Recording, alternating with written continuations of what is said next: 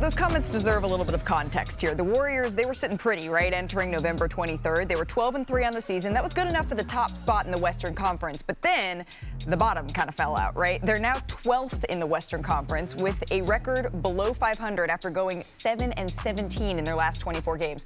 The Warriors have ranked last in points per game and field goal percentage in the West during that stretch, which has led to making them some unfortunate history here. The Warriors are the first team ever to begin a season 12-3 or better and then have a record below 500 later in the season. We just heard Steph Curry say that maybe there are some assets we need to take another look at. What do you make of his comments? Well, listen, I remember the other day he basically talked about not making any hasty moves or things of that nature, and the Warriors as a franchise should appreciate the fact that their superstar wasn't putting them under that kind of pressure. But here's the reality. This dude is still a bona fide superstar in this league. He's one of the greatest players and is clearly the greatest shooter God has ever created.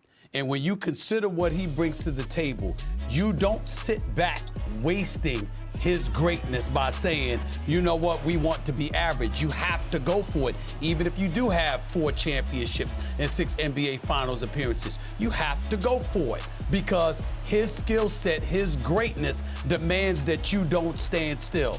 I believe that's the mentality Joe Lacob should have, Peter Guber and the rest of the crew. Steve Kerr should certainly have that. As great of a coach as he is, you don't waste the greatness of Steph Curry, because I got news for you.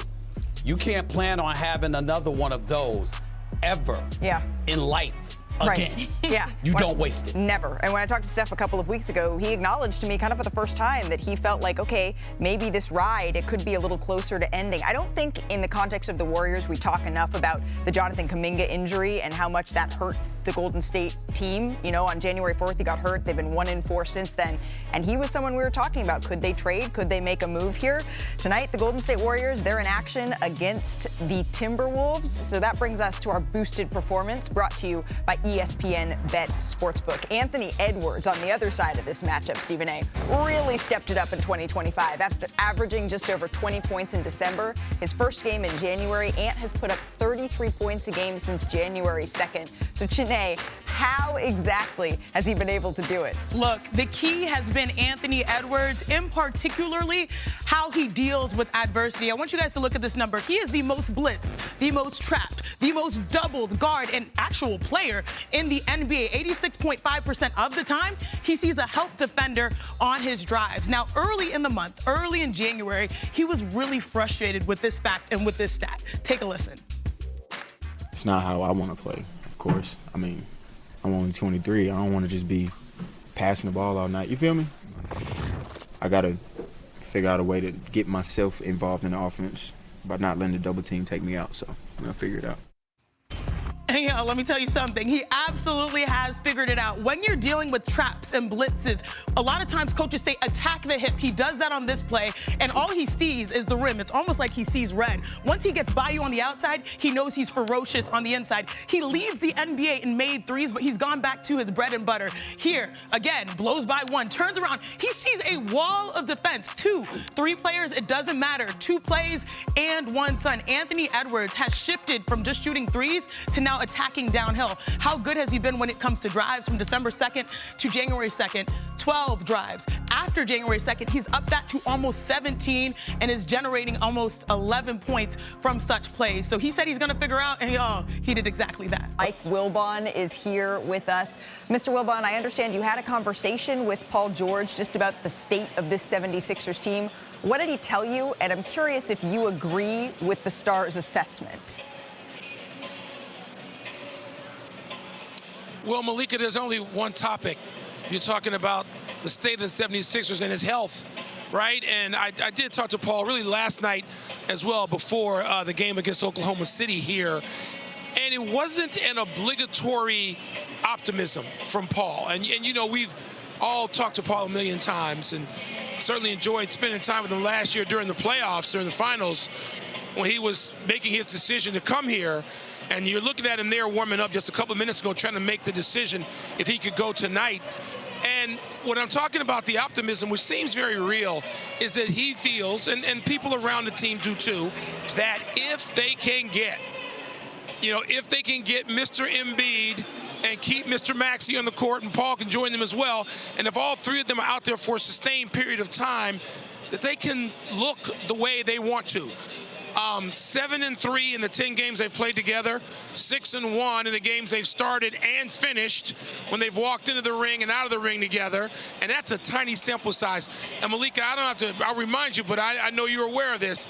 The Suns went through this last year, and it was like, how many games are we going to have the big three on the floor for? Booker, Durant, and Beal, and it was at the end of the season, they went something like 9-1, and everybody's pronounced all was well, but it wasn't, because it wasn't a big enough sample size. It wasn't a time to define roles and be comfortable with one another.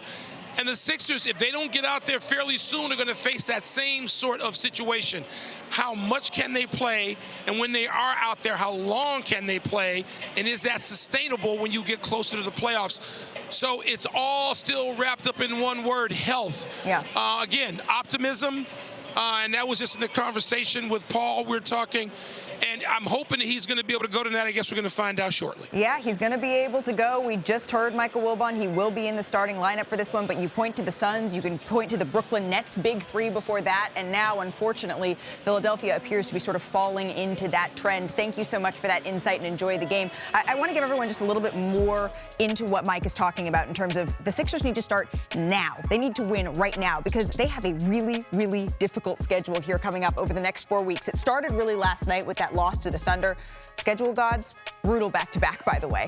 During this stretch, 14 of their 15 games, they're against teams that are currently 500 or above. Plus, they have 5 sets of back-to-backs during that stretch, which you all know means we probably are not going to see Joel Embiid. I don't know about you, Stephen A. That has me a little bit worried about the 76ers, particularly, what if I told you, Stephen A., they have higher chances, just slightly, but higher chances of having a top 5 pick than they do of making the playoffs at all? I'm not going to challenge Mike Wilbon and the optimism that he referred to with some people. I can tell you, as a person that worked in Philadelphia for 17 years, that knows a lot of people in that city, I don't know who the hell he's talking about. There ain't no optimism in Philadelphia. And it has nothing to do with their talent. It has everything to do with their health. You have faith in Joel Embiid. He's already missed 25, about to miss his 26th game out of 39 tonight. You got faith in Paul George. He's missed about 12 games or so. He's going to be 35 in May. Oh, by the way, Malika, Janae, he's averaging the least amount of points in his career since his second year in the season, excluding a 6-game season he had a few years ago when he was injured. He was shooting 41% from 3 last year. It's at 35% now. You look at the Sixers, and the only people anybody has any faith in right now is Maxey. And you got it to a point where people are looking at Nick Nurse and saying, damn, I think he regrets taking this job, because look at what the hell is going on. That's what you're looking at when you see the Philadelphia 76ers. So we can talk about this stretch, but I don't give a damn what stretch it is, who they have to go against. The first order of business is to have your personnel on the floor, preferably with Tyrese Maxey, actually playing basketball. We know they can play. Question is, are they capable health-wise? Period.